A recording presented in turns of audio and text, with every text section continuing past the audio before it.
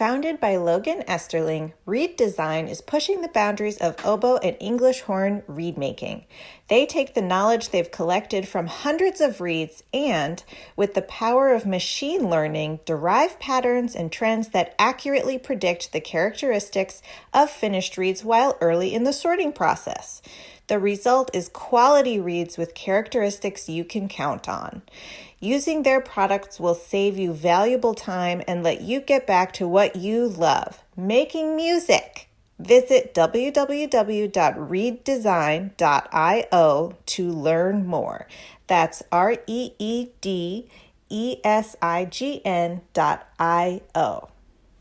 Specializing in the finest assortment of oboes, clarinets, bassoons, and their accessories, RDG Woodwinds serves musicians around the world. Their employees are all professional musicians who have a deep knowledge of the products that they sell. RDG's repair shop has an international reputation with a combined 100 plus years of service among the 5 repair technicians. Plain and simple, RDG provides excellent products and fabulous customer service. Visit them at rdgwoodwinds.com. They look forward to working with you. Hi, I'm Galit Kaunitz. And I'm Jackie Wilson, and you're listening to Double Reed Dish, a podcast for oboists, bassoonists, and the people who love them.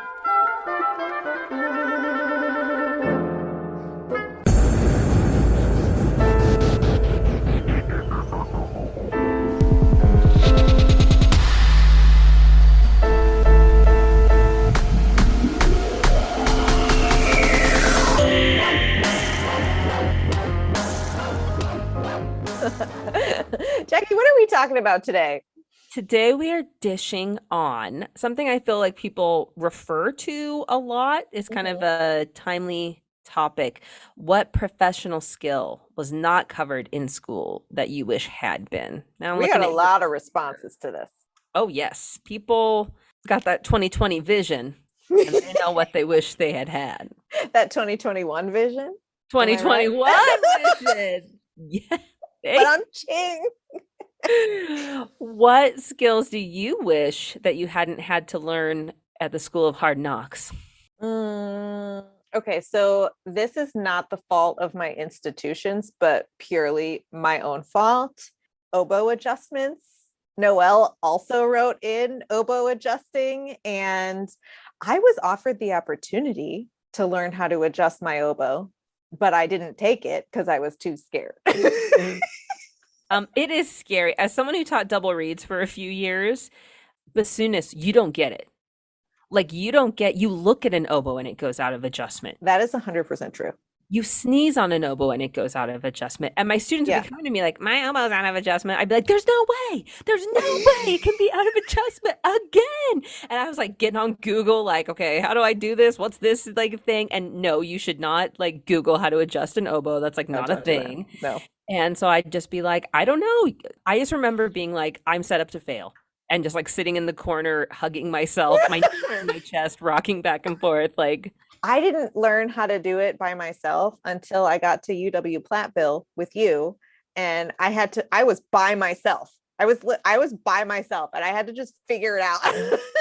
I had 3 different oboe adjusting manuals.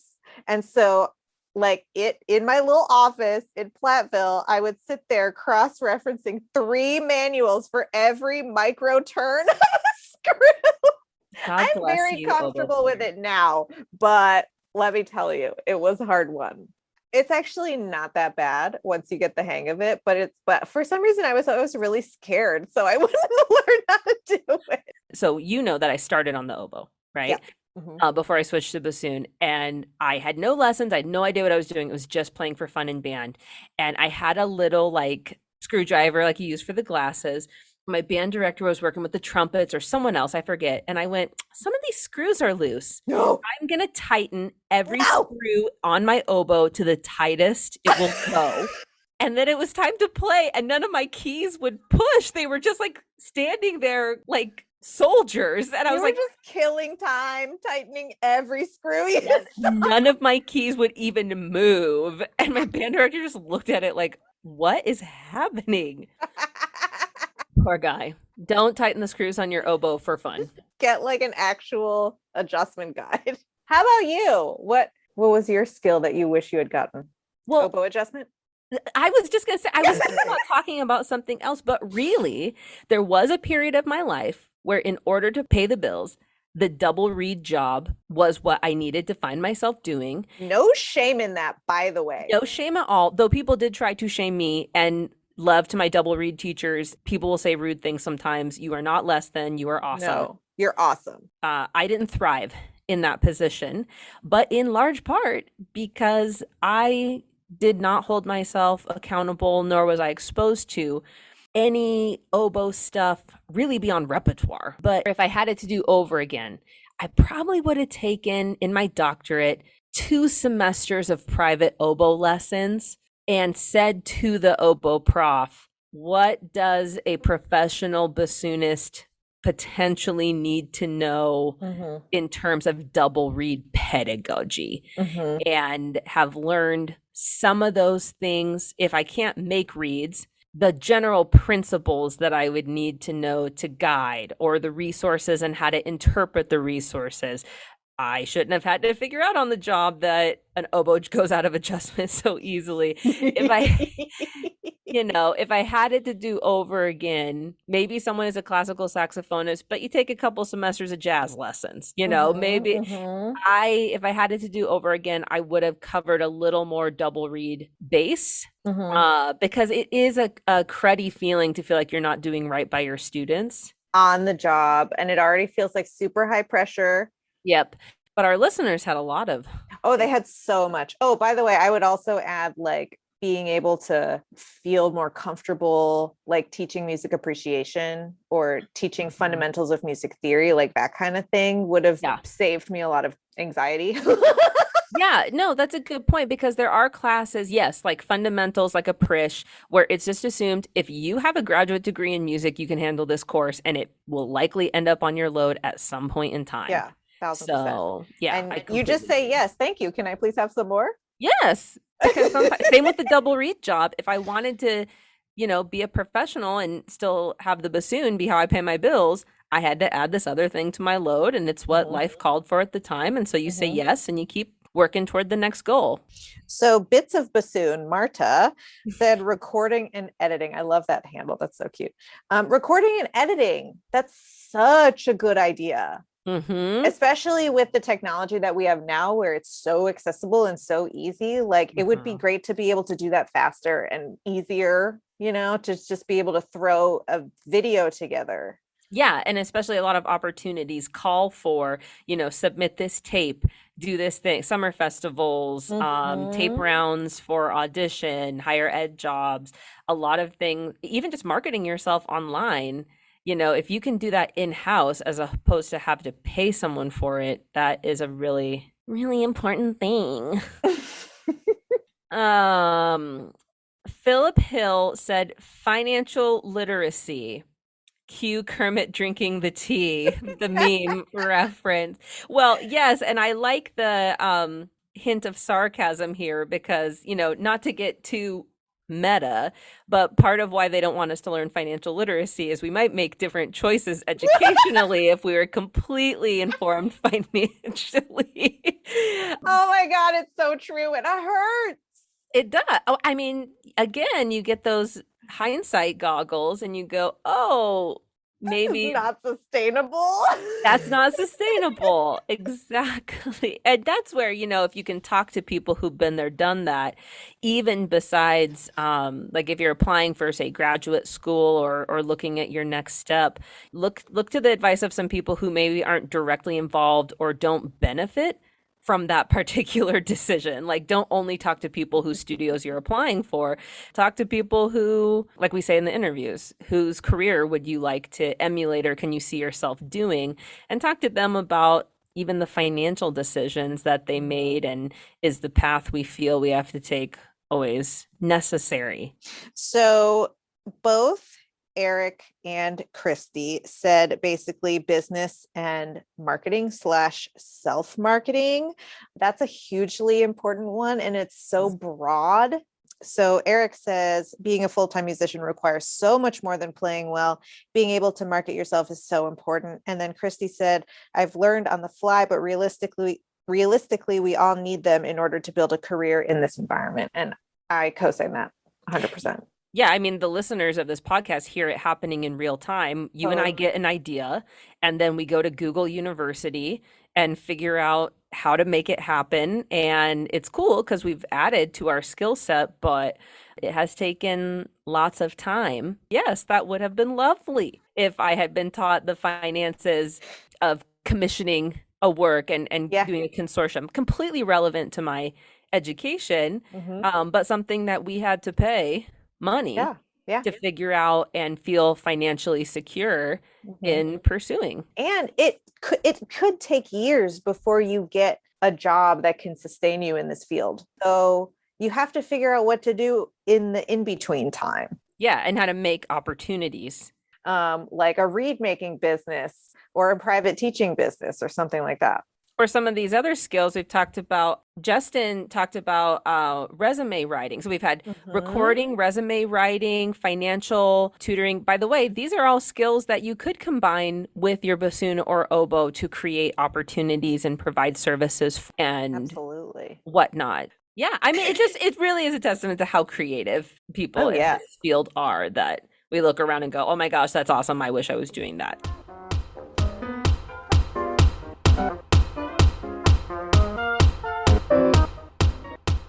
Chemical City Double Reeds is a full-service double reed shop specializing in the sale of instruments, cane, accessories, and sheet music. Double Reed Dish listeners can enjoy free shipping with code DRDISH, all caps, no spaces. Visit them in Baton Rouge, Louisiana, or online at chemicalcityreeds.com. Consider buying your processed oboe and bassoon cane from those friendly folks over at Barton Cane. Processed with care and precision for your everyday reed-making needs. Take the pain and injury out of reed-making by letting Barton Cane do the hard, repetitive, boring stuff. Free up time for practicing, happy hours, hikes, baking, and spending time with friends and family. Barton Cane, here for you. Visit www.bartoncane.com.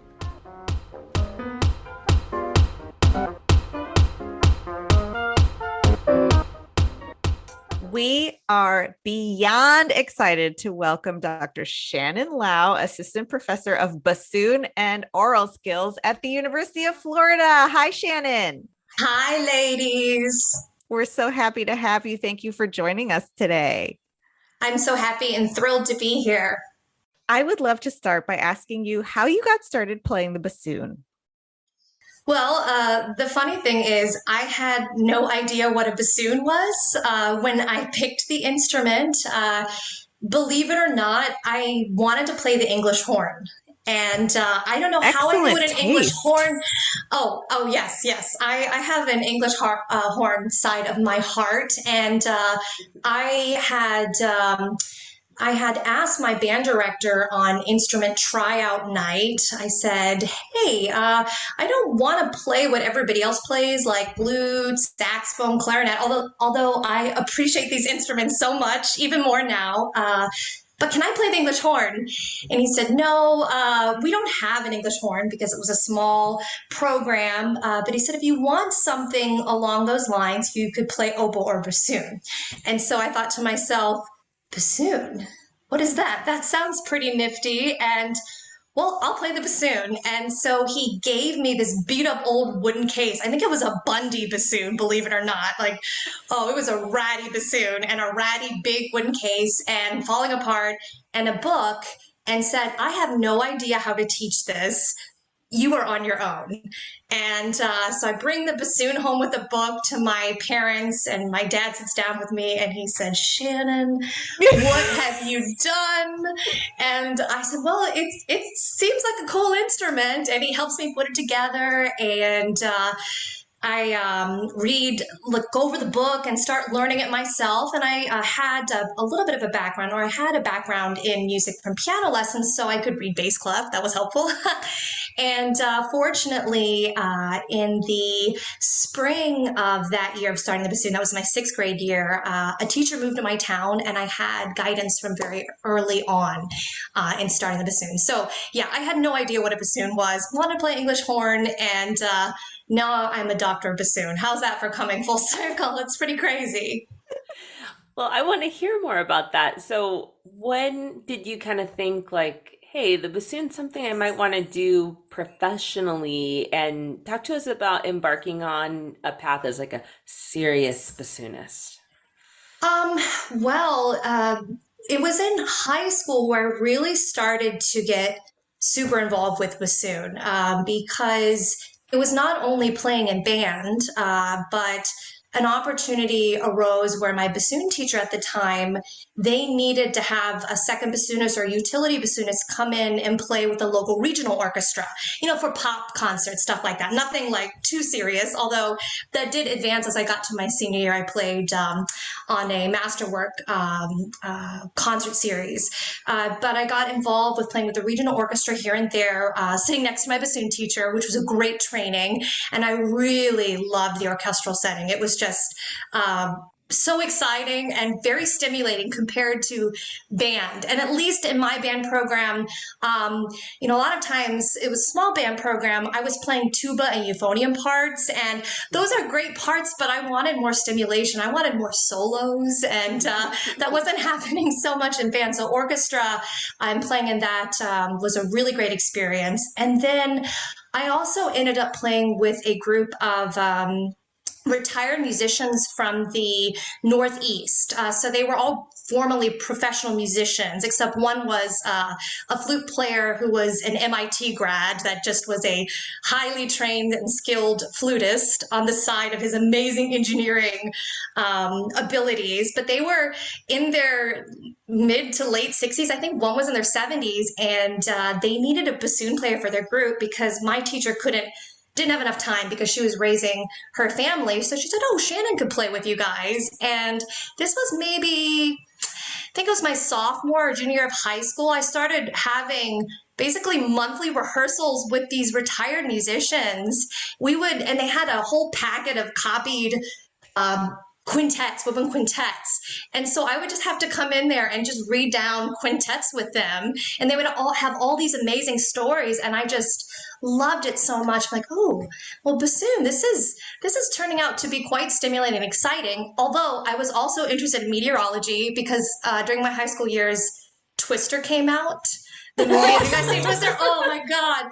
And being a Floridian, I know this is not probably good to say that you love it, but I really loved hurricanes. I was excited about hurricanes and tracking them, like Publix. Well, anything that gets you out of school, right? Oh, yeah. I was a real big weather nerd, and also I thought about being a veterinarian like my dad because I grew up going into work with him and assisting him sometimes, cutting stitches and stuff like that for, minor little sewing ups of animals and helping him take care of animals. And we had a lot of animals growing up. So I was really into taking care of animals. So I thought, being a veterinarian could be an option.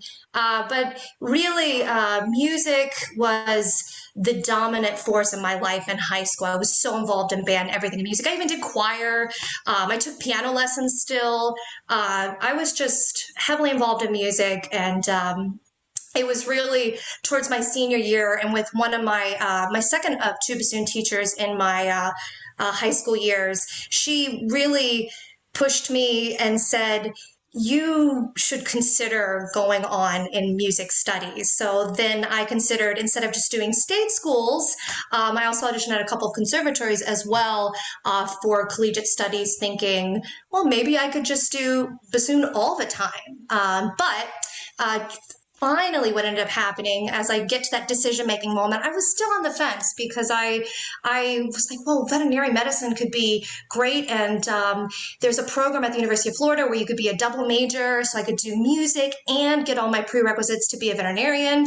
And I could always have music in my life. So I started off a path in college by going to the University of Florida thinking, I'm more going to be a veterinarian with music on the side, but still pursue music as a double major so I could have that balancing with all the science. It's great to have that artistic side being developed, that nurturing side, discipline. Music brings in so much discipline, all of these attributes that help for veterinary school. But my first semester in college, I had to take Gen Chem 1.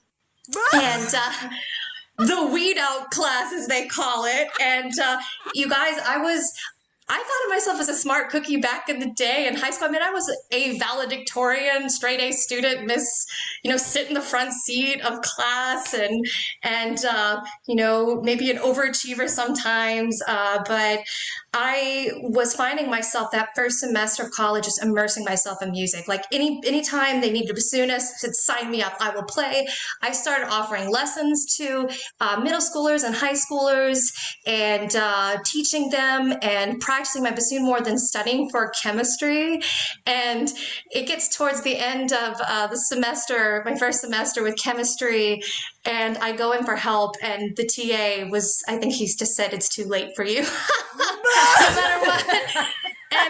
And it didn't help that the TA was kind of good looking too, and I had a crush on him. I know this is just so silly to say this, but he would show me something like a formula, and I would just be gazing and like, oh wow, he's a really nice looking gentleman and really smart at chemistry, and then he would ask me to do it, and then I just didn't absorb anything, and I'm embarrassed to admit that, but anyway, I got a D+ in chemistry, my first D+ ever, and it was a wake-up call for me where I looked inward and said, do I really want to go down this path? What am I doing more of? What am I investing my time in? And it was music.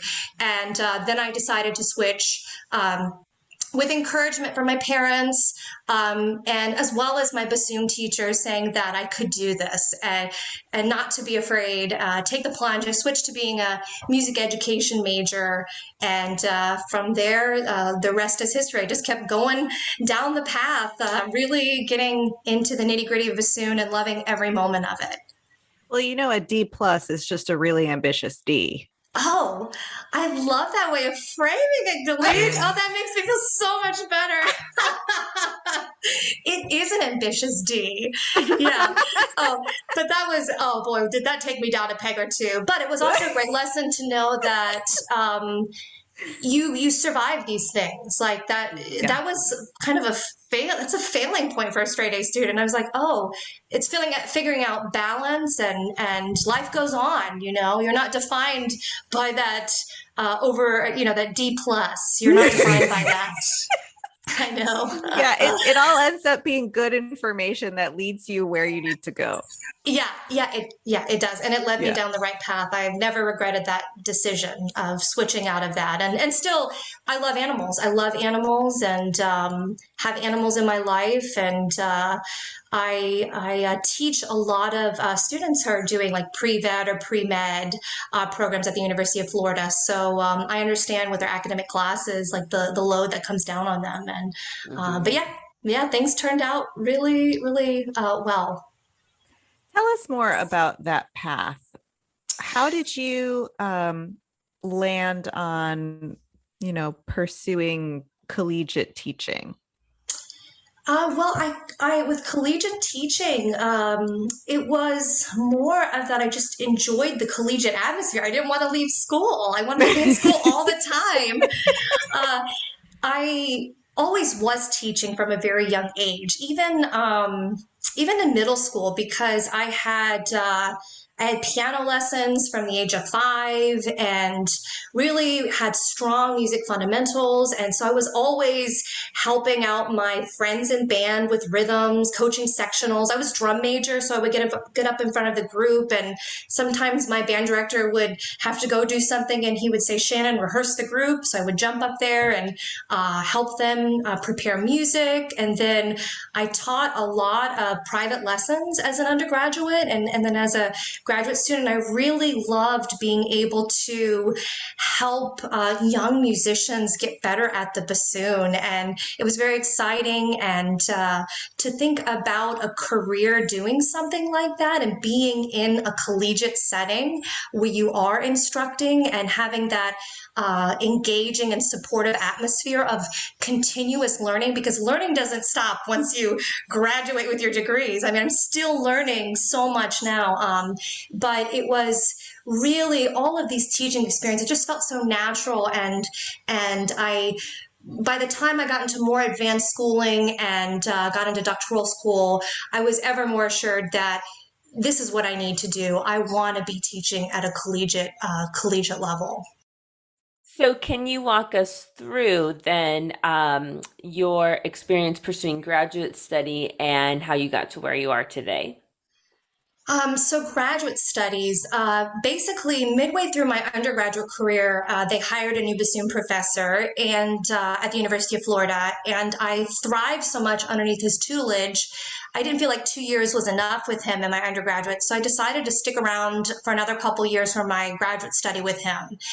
And then what ended up happening is it came time to think about doctoral school, because that to me was the next step in the process. Mm-hmm. And I was motivated and really wanting to continue on that path to become a doctor of bassoon. And basically, a wonderful opportunity opened up with Frank Morelli at SUNY Stony Brook, and I was accepted into his studio to start doctoral studies with him. And that was an incredible growing experience. And to give you some background, when I was at U of F, I was a top bassoon player, you know, the big fish in a little pond, mm-hmm. which came with the benefit of I had many amazing experiences and ensembles where I got to play a lot of lead roles, like be in the hot seat and become comfortable with it. And, I played Shasti 9, I think as a junior. Like, I mean, it was incredible what I was able to experience and do it in a setting that was, low risk. Like you could fail, but then succeed. And so I was the big fish in a little pond, and I get to SUNY Stony Brook, and there are almost a dozen amazing graduate students that are incredible at their instrument in bassoon. And it opened my eyes to think, mm-hmm. wow, I am now the little fish in the big pond. And it was a much needed wake up call for me. And it inspired me to practice more, to raise my standards and aspire to be like my bassoon graduate colleagues. It was such a needed experience for me coming from a program with a studio like that. And, I will admit that there were a lot of tears shed for me in the practice room through the doctoral process. It was looking inward at my deficiencies and knowing that I shouldn't be held back by them, but I can look to them, face them, and I can do this. I can do it, but it takes grit and it takes work and putting in the time. And of course, Frank Morelli was an incredible guide through this. But that was a growing up experience for me a little bit later on in the game, I would say. And I'm very thankful for that. So that's how it all ended up for me in doctoral, in doctoral school. That kind of experience, I think, has molded me, especially more than any of my other experiences. It sounds humbling. Oh, it indeed was. It indeed was. In our studio classes, I will admit, I'm going to say this is probably going to be very embarrassing to admit, but I could not double tongue very well at all in doctoral school. I mean, I had a fast ish single tongue, and double tonguing was always a limiting thing for me in graduate school. And as I get into doctoral study, I'm hearing people play Marriage of Figaro, Hoffner, Beethoven 4 in studio classes, just zinging it away, like no problem. And I'm thinking, oh my gosh, I've got to be able to do this. And I can do this if I put in the work. And it was good for me to hear that. But yeah, it was very humbling and much needed. So needed to get that into my diet. Needed some humble pie. How did you, so was your path from graduating from your doctorate and then you went to Valdosta State and then you went to University of Florida? How was that kind of a straightforward trajectory, or was that a little bit more of a winding path for you?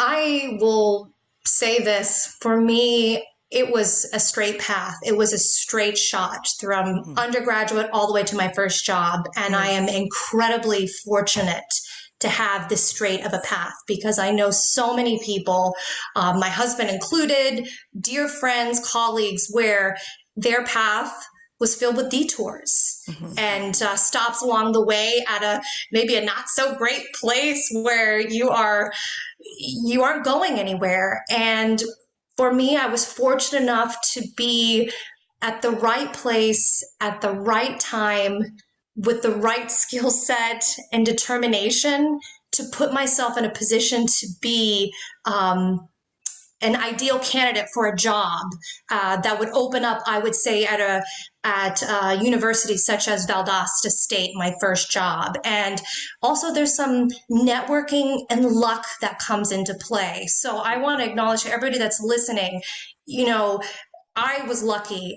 But again, what a company that was having all of these attributes on my side that helped when the opportunity arose. And not everybody's path is going to be the same, and try not to compare yourself to other people's paths. And with my husband, he didn't get his first job until 35, and I was in my late 20s, not even fresh out of doctoral school, just finishing things up. I mean, we were on Long Island, as they say it there. I had to learn how to pronounce so many things in Long Island. There's a town, on a side note, there's a town called Ronkonkoma, and I thought it was Ronkonkoma. I would pronounce it that way.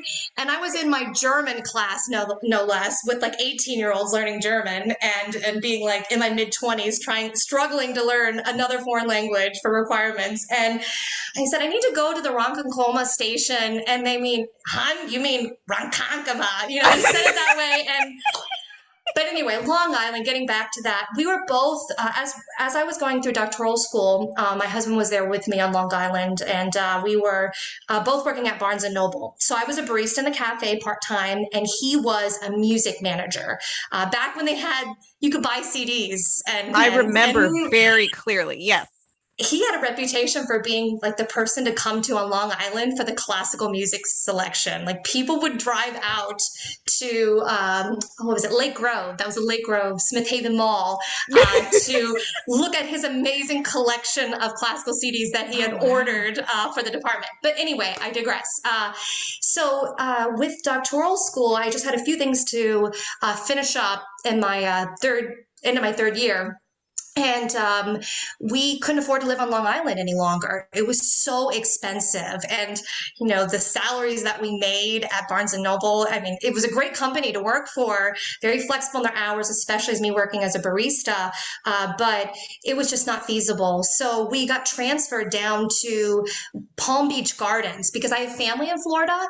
And I thought, okay, we both can work at this Barnes & Noble. I'll work in the cafe. He'll be a music manager in Palm Beach Gardens. And I'll fly back up to finish things in Long Island at SUNY Stony Brook. Last couple of things I had to check off to get my doctorate. And if something works out teaching wise or playing wise, we'll take that as that comes. So we transferred, but on the way down on I-95, we had our old Toyota Corolla packed down with everything that we owned. I don't think we went over 55 the entire way because people were probably angrily just gesticulating at us because we were going so slow on I-95. But we got a call from a friend that worked at Valdosta saying a temporary bassoon line, a bassoon and music theory line was going to open up. So just 1 year. And he said, I think you guys need to swing over and go to Valdosta, meet some people, and see if they're accepting applications. Put a name to the face. And so this is all about having a network connection. You know, that was luck. Someone was there that knew about it. This was in summer. So you're driving down, this was probably late May. And we took a detour in South Carolina and drove through the bowels of Georgia, like back roads to get to Valdosta. That was a whole journey.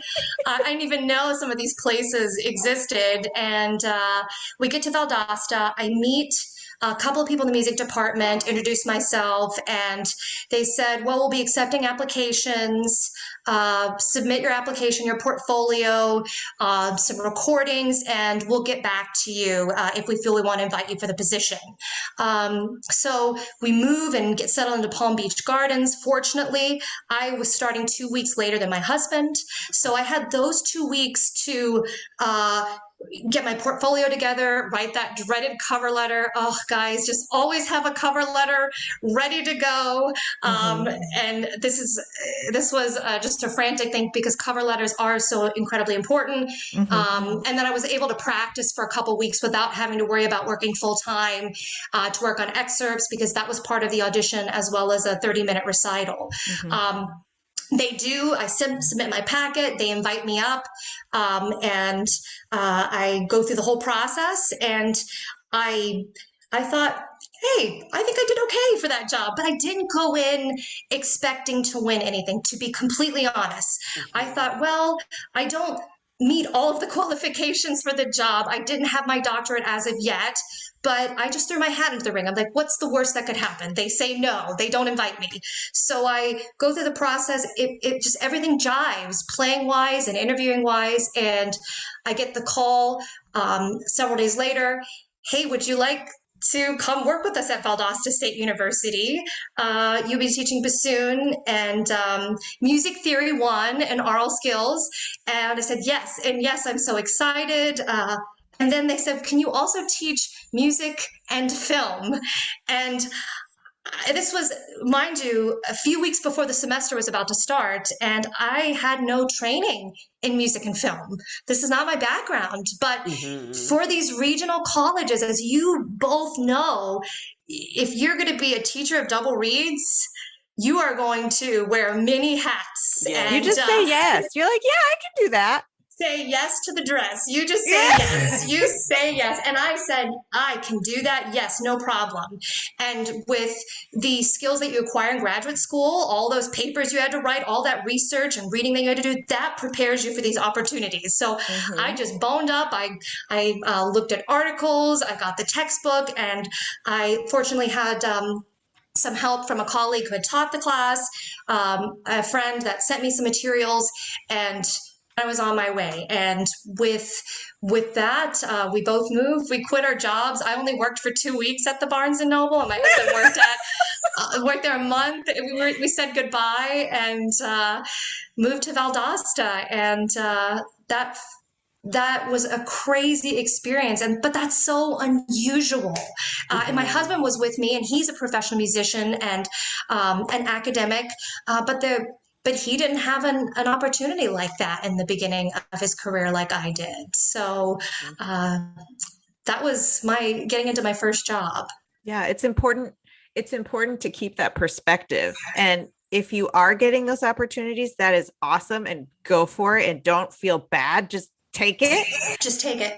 But if you're not getting those opportunities yet, it's not, it's not the death knell of your career. It's not a reflection of your qualifications. Exactly. Exactly. There's so many factors at play. And I do feel that, I'm a person that didn't think about having a certain life plan. Like I have to do this by a certain age, or if I don't have a house or a certain way of living, I just went into music thinking, it'll work out somehow. That was sort of my mentality with it. And I tried really hard not to compare myself to other people's successes, because even in doctoral school, I applied for jobs and I got rejected all the time. Yeah. And same thing with auditions. I considered going down the playing route too. And I went in auditions. I didn't progress past the first round, and sometimes I did. And I was just like, that's the way it is. And something, just having hope that something will play out, and perseverance and patience. But again, my path was indeed so straight and narrow. And that is not, I don't think, the norm for so many of us. But I do strongly believe that you do end up where you belong at some point, and it's just having faith in that and trusting in the process and your training, and the job that you may get in the future may not be what you think it is too. Like success can be something completely different than you imagined it, and it's acknowledging that. Yeah, for sure. And that's really awesome psychological and emotional advice, which is an important part of it. But as we're having this discussion, I wonder if we could pair that with some like tangible advice. So in terms of you being an applicant, and even now, I'm sure having served on search committees for yourself, if there are students or current colleagues who are on the academic job market, what advice do you have for the application process? What would you tell those people? This is good to talk about. Well, women, apply for that job. Yes. Submit that application, because there's a study out, I can't remember which study this is, that if women do not feel they meet 100% of the qualifications, they won't apply. And for some women. And men, if they, and I love men, this is nothing against the guys, but if they meet 60% of the qualifications, they'll apply for it. So the first step is putting your application in there in the first place. Another thing that's incredibly important is your reputation in our world. The music world is a small world. And I know that's an overused phrase, but we are all interconnected in some way, even outside of the music world, because you don't know, say, a class that you took with a chemistry professor might be a good friend of one of the music faculty at a college that you're applying for. And if they had a bad experience with you, people remember either the really, really great stuff or outstanding stuff, or the really bad things. The in-between part, just the middle of the road, if you're not standing out in one of those directions, that's not as memorable for a lot of professors or people. So position yourself in every opportunity to be diplomatic, collegial, be kind, and build healthy relationships with everyone, regardless of them being in music, because those networks or those relationships could impact you later down the line when you go for a job, and especially with letters of recommendation.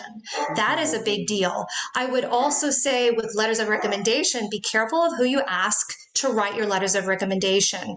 Someone that's been reviewing, been on hiring committees now, I can't tell you how many letters of recommendation I've seen where the recommender didn't even change the institution name on their recommender letter. So meaning they were maybe applying for the University of Florida, this particular applicant, but their recommender had like another university there. So that recommender didn't even take the time to edit or proofread or maybe flesh out the letter. There's a lot that can be read through in a letter of recommendation. So just be very mindful of who you ask to be your recommender. And if you're getting any type of hesitancy from a recommender, that someone that you go to, maybe that's not a person to ask. A couple of things is if there's a recital component, so say you get invited for the job, play to your strengths. Don't make a program that you think your committee or that particular school wants to hear. Be true to yourself and your musical spirit. So works that you have a understanding with, works that you have a relationship, those are the ones you should be programming. And try not to let other people, there's just also the getting too much advice, like you should do this, you should do that. Look to yourself and what pieces set you off in the best light, because that's going to set you up for success when you go to play for an interview, if playing is a part of the job process. And I find those that, at least for me, when I've done that and not thought about what the committee wants to hear, I feel more comfortable, more confident, and just true to myself. I'm like, this is who I am and in my playing. And if it doesn't work for you, then that's okay. It's maybe I'm not the right fit. And then the last thing I would say is do mock interviews with your peers, with your mentors, because the interview process can be quite awkward, as we all know. It could just be, there's so many things that could go wrong, or I will let you know that I am terrible at speaking off the cuff. Oh my gosh, I'm a No, you're not. You're fabulous. Yeah, what are you talking about? Well, no, but no, seriously, you should. I unfortunately, I have a supportive spouse that is great at speaking off the cuff and coming up with talking points. And because sometimes I just get off on tangents way too many times. And but we've practiced over phone, back in person back in the in-person days, pre-pandemic, and pandemic days. We've done practice Zoom interviews. Zoom is super awkward to do an interview over, and not with you ladies, but you think about a hiring committee. And so we've helped our friends through the process, because we're like, nope, do that again, streamline your answer. And that has been, I think, one of the most helpful things. I would say, if anybody has that opportunity, do mock interviews, and as many as possible, and save those interview questions, because there is all of these questions, they're sort of universal, or many of them are universal in job interviews, especially in academia. So save those interview questions and practice interviewing, because the more streamlined you can get your answers, the better. And the comfort of interviewing in front of people, and then having people ask follow-up questions and that are surprising, or maybe sometimes you might get a pointed question from a committee member, and like, how do you handle that? Are you resilient enough to pivot and be able to address that question, even though it might have taken you aback? I want to make sure to talk about your recent recording debut, a musical bouquet, old, new, and borrowed works for bassoon and strings, released on MSR Classics. Can you talk to us about that project? Choosing repertoire, you mentioned the importance of repertoire that resonates with you in terms of spending time and creating a relationship. Talk to us about this project. Well, I love playing with strings. I just adore it. No, I love just collaborating in general, but in my early studies, I didn't have that many opportunities to play with string players in chamber group settings. And it was really later on, it was actually in doctoral school where I had my first experiences doing this. And it just resonated with me so much. In the back of my mind, I said, one day I am going to make a CD and release it with bassoon and strings. And also, playing with strings is difficult. That's a thing. It really holds you to account for tuning and articulations and matching and bridging the wind world with the string world. But I adored that challenge. Now, coming up with a repertoire, it's all stuff that I had experienced that I really loved. The Devian quartets, they're really treasures for us, I believe, in the bassoon world. And that G minor one has this pathos to it that oh, it just makes my, I know this sounds so cheesy, but heart sing when I get the opportunity to play it. And especially with dear friends who are a part of this collaboration. So these were all people that I've worked with, in Valdosta or in the Georgia area. We came together and to create a project. I asked them, I said, hey, would you all be interested in doing this? Because it's sort of an offshoot of what I did at a IDRS in 2016 in Columbus. I did a recital of music for bassoon and strings.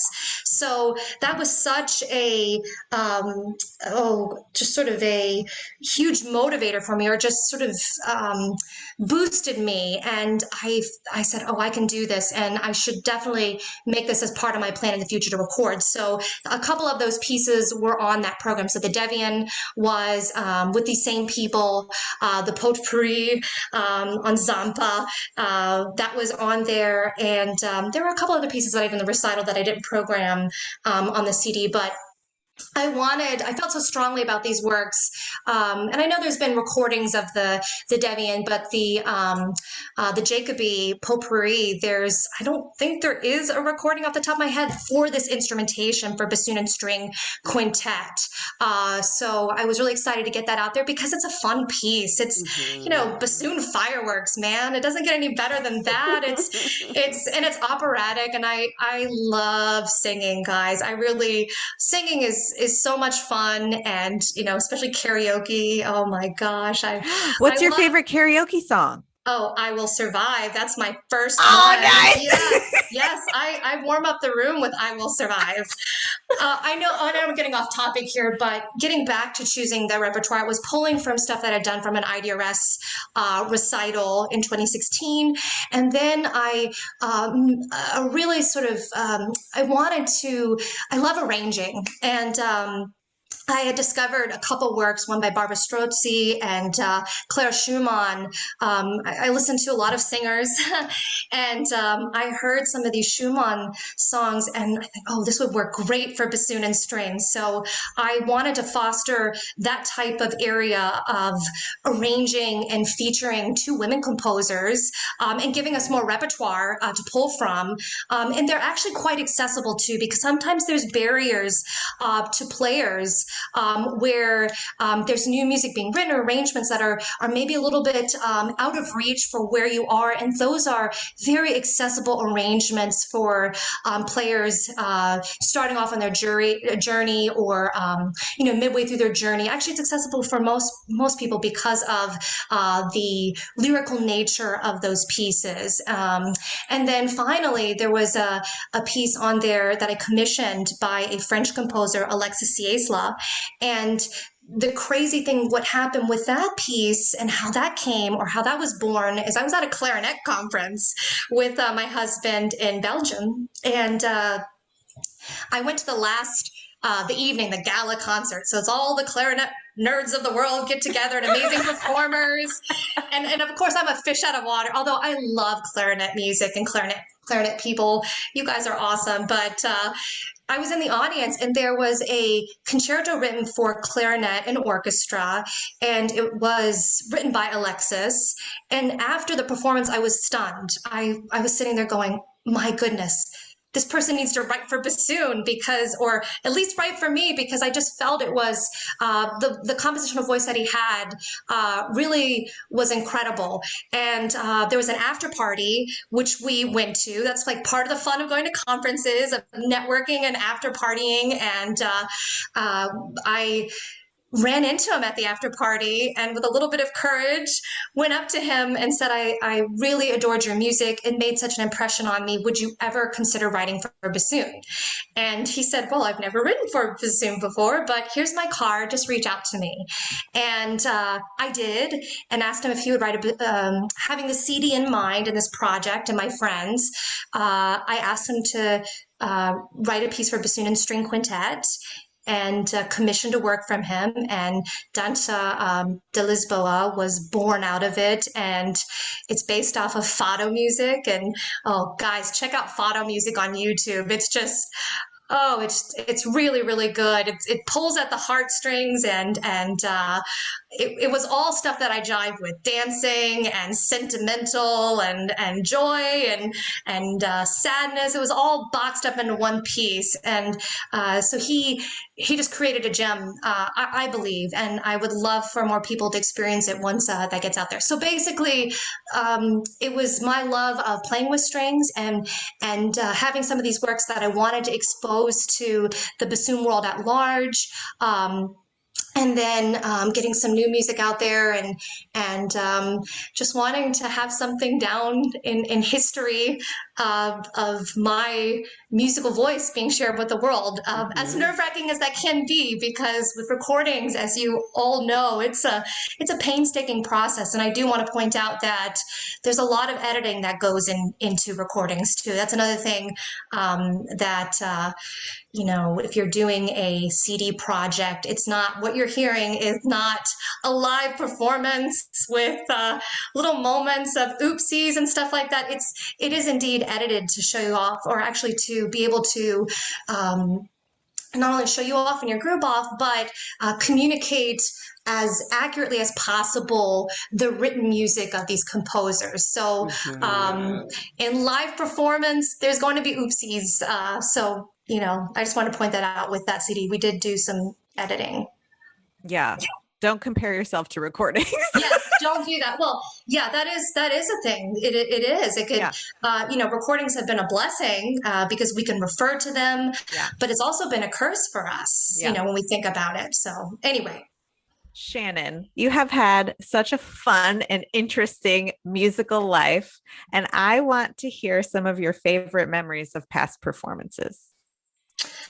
Oh, wow. One of my favorite memories comes from playing Shostakovich's 10th Symphony with the Valdosta Symphony Orchestra.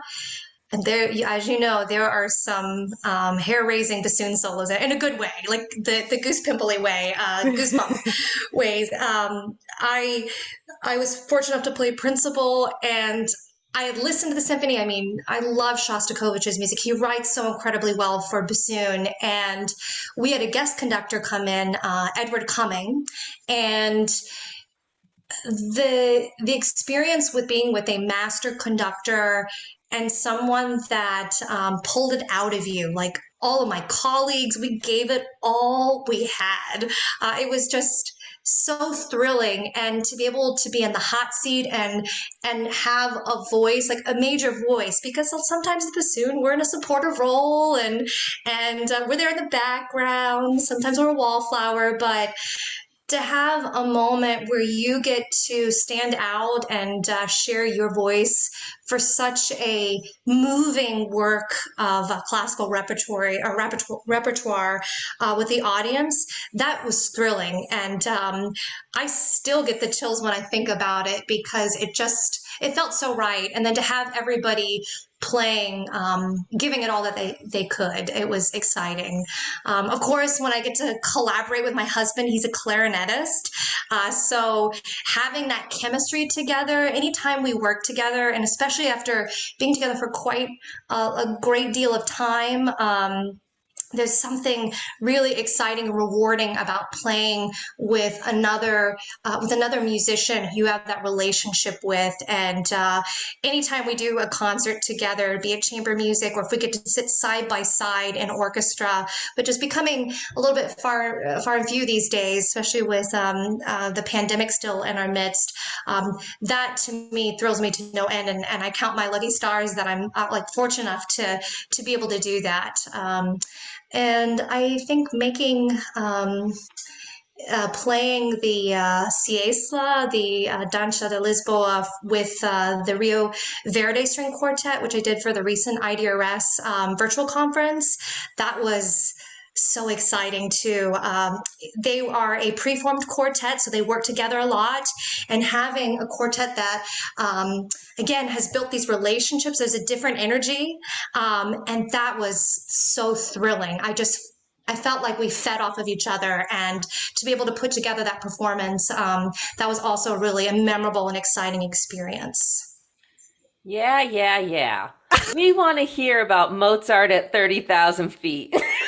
Oh, I forgot about that one. Oh, This is pre TikTok times. I totally was born at the wrong time, or maybe too late. I don't know. But this is Southwest Airlines. So, I flew into Long Island for my audition, and on my way back out back to Florida, it was a night flight, an evening flight. And I knew it was going to be a special flight because the attendant said at the beginning, "This Boeing's a going." And I'm like, oh boy, we have a comedian. This is going to be fantastic. And everybody was mesmerized by my bassoon case, because I had the Weissman tubular one back in the day. And they're like, "What's in there?" And all of them were gathered around, and people said, "Oh, you play bassoon? Could you play for us once we get into the air?" And I said, "Sure, I'll do that." And once we got up past 30,000 feet, I went to the back, and so the plane wasn't too crowded. So I didn't play for a huge audience because it was a late night flight. But there were the people in the back part of the section. And then I was in the, back by the bathroom stalls. And they held the speakerphone to my bassoon so the captain and co-pilot could hear. And I played the exposition of the Mozart concerto because that was fresh in my brain from the audition. I probably wish I would have had like a cooler thing to play, although Mozart's cool, but I didn't have a little jazzy thing or a little What snazzy. about I Will Survive? I know. I need to learn that. Galit, I'm going to file that away. I'm going to learn that on bassoon, make an arrangement for karaoke. I could just, instead of singing, just pull out my bassoon and wow everybody. But anyway, that was the playing for the Southwest crew and people on the flight. Talk about altitude training, right, Shannon? Yeah, exactly. My reed worked. It was amazing.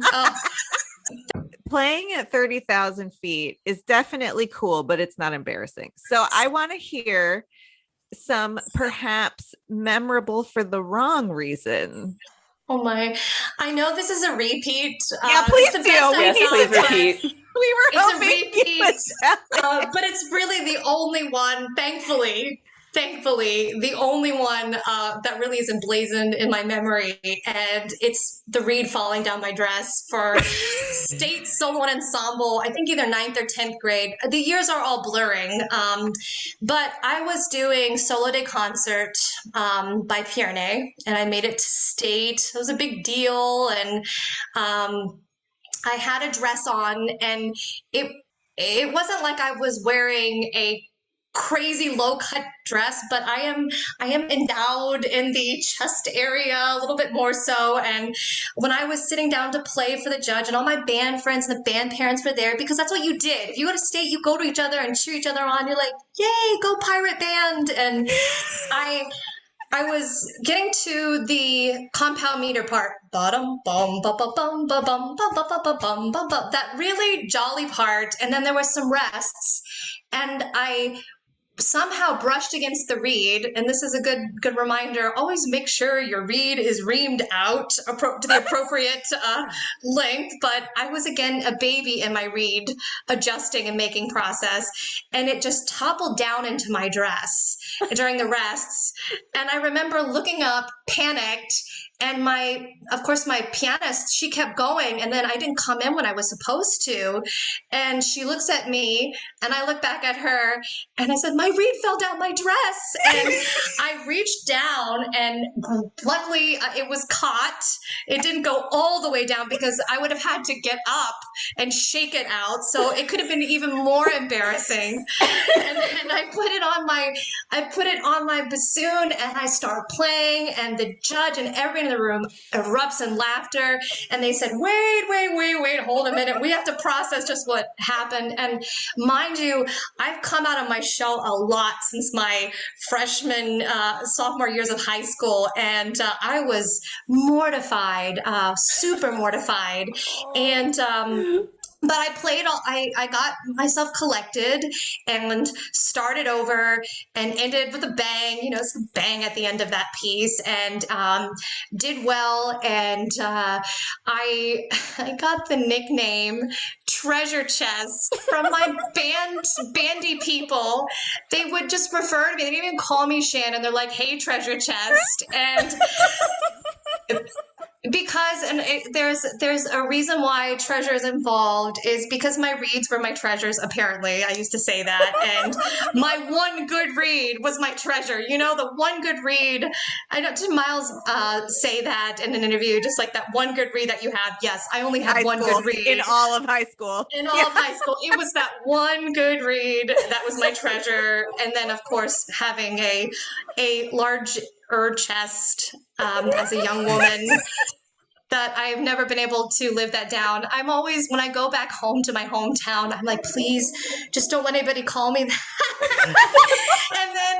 and then, yeah, to this day, when I play, or if I play that piece, because it is a fun piece, or if my students, and it's a good one to program for students too, one of our standards, and when I get to that section, it crosses my mind still to this day. So, but I survived. Yeah, TC, Treasure Chest, getting real here. I love it. I probably should have worn a turtleneck, that would have been a good idea. A turtleneck in Florida. I know. It's like 100 degrees. It's an armpit. It's still an armpit right now in Florida, so yeah, it's not cool yet. Mississippi. Okay, Shannon, what advice would you give a young person who aspires to have a career like yours? I would say have patience and perseverance. Have faith that things will work out. Practice slowly. I could go back to my younger self. I would have done much more of that. I would also say to play as much as possible. Take every opportunity to play, because you don't know what could come out of that opportunity. So if you have a friend that's putting, say, a composer friend, putting a group together, a local group, local performance of their work, play in it, because later down the line, they might think of you for a job or a performance. I'd also say maybe, and this is coming from thinking back to my younger self in undergrad, maybe not getting involved in a serious relationship early on in collegiate studies. This is to be completely honest, because this could be potentially helpful. I was a little bit in a rush. I don't know if it was just that, I don't know why I felt this pressure to be in a long-term relationship or start down that path, but I was in a serious relationship, and I devoted a lot of time to that, when I was young. I just didn't know any better, and I've learned a lot from that experience. But that I was thinking, wow, I could have had much more fun, like networking, doing even more opportunities, spending more time on my bassoon here and there. And knowing that, and he was a gamer too, really into game playing. Like, I remember PlayStation 2 had just come out, and I got sucked in one summer and played an RPG. It was called Dark Cloud. Like, I spent hours over the summer playing that game. It was like kind of sucked into the black hole. So with early collegiate studies and stuff, it's about finding that balance and surrounding yourself with people who are looking forward to the same path. And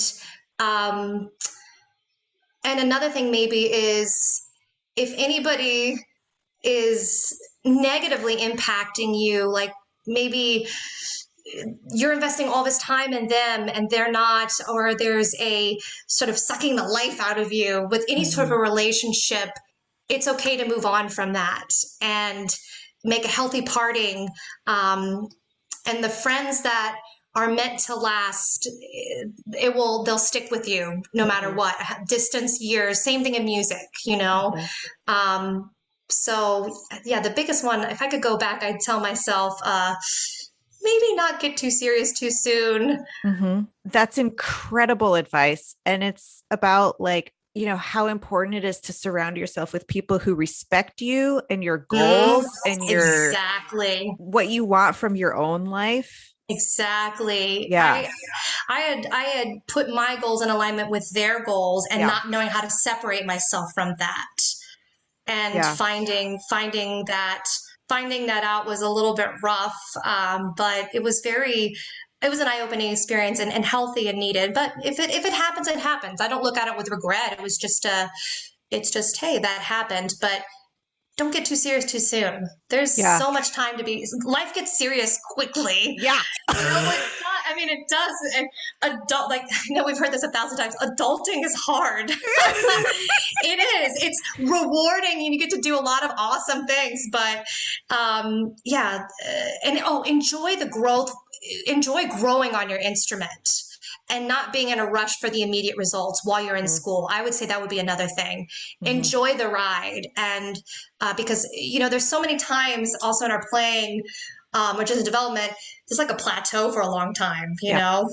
And then like, when are we going to start going up in our progress? And it's trusting in it and just saying, hey, this is where we are. We'll get there. There will be a climb in our abilities. Sometimes it takes a little bit longer. And, I hope that helps in some way. Shannon, as always, thank you so much from the bottom of our hearts for spending this time with us today. It's just been so much fun. And thank you for joining us on Double Reed Dish. Awesome.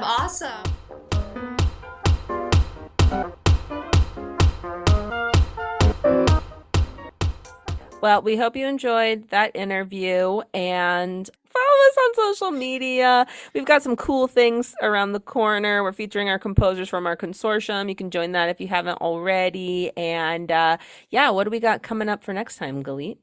We have a fantastic interview with Carrie McCarthy, professor of oboe at Washington State University. You're going to want to listen to that one with a pen and paper or a notes app to write down the names of all of these composers that she throws out at us. So get excited. Jackie, time to end this nerd parade. Go make reads.